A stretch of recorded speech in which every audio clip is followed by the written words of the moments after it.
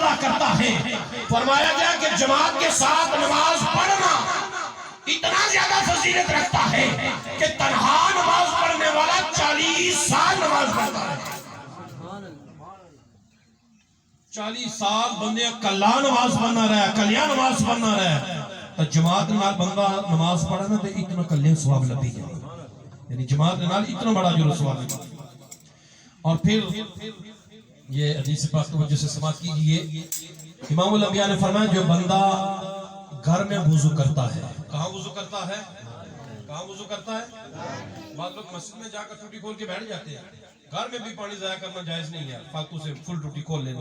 مسجد میں آ کر ٹوٹی کھولی، وضو شروع کر دیا. حالانکہ اگر یہی بندہ گھر سے وضو کر کے نکلتا نا تو اس کو بہت زیادہ ثواب ملنا تھا. تو کوشش کیا کریں کہ جب مسجد کی طرف آئیں جماعت کے ساتھ نماز پڑھنے کے لیے تو گھر سے وضو کر کے نکلا کریں. ٹھیک ہے نا، گھر سے وضو کر کے نکلا کریں. امام الانبیاء نے فرمایا کہ جو بندہ گھر سے وضو کر کے نماز پڑھنے کے لیے مسجد کی طرف آتا ہے نا، اللہ کی بارگاہ کی طرف آئیں تو صحیح، اللہ کی رحمت آگے بڑھ کر استقبال کرتی ہے. فرمایا کہ جو بندہ گھر میں وضو کر کے نماز با جماعت میں شامل ہونے کے لیے مسجد کی طرف نکلتا ہے، ایک قدم اٹھاتا ہے اللہ پاک ایک نیکی عطا فرما دیتا ہے.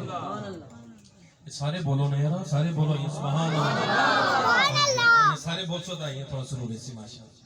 ایک قدم اٹھاتا ہے تو رب ذوالجلال ایک نیکی عطا فرما دیتا ہے. تاجدار دو جہاں نے فرمایا جب بندہ دوسرا قدم اٹھاتا ہے نا رب ذوالجلال ایک گناہوں کو معاف فرما دیتا ہے.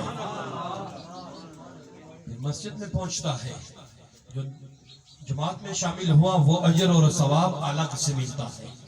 احباب گرامی توجہ چاہوں گا، قیامت والے روز کچھ لوگ ایسے ہوں گے کہ جن کے چہرے ستاروں کی طرح چمک رہے ہوں گے. کس طرح چمک رہے ہوں گے؟ یہاں سن میں دیکھا نہیں بس ہے پتہ نہیں ہے کس طرح چمک رہے ہوں گے. کس طرح چمک رہے ہوں گے؟ راتی بالی کہتا کیا نگر چاڑنا میں آتا ہے کہ کتنے خوبصورت لگ رہے. اسی طرح جب قیامت والے روز لوگوں کے چہرے ستاروں کی طرح چمک رہے ہوں گے تو وہ کتنے پیارے اور حسین نظر آئیں گے، کتنے پیارے لگیں گے. کچھ لوگوں کے چہرے ستاروں کی طرح چمک رہے ہوں گے اور کچھ لوگوں کے چہرے چاند کی طرح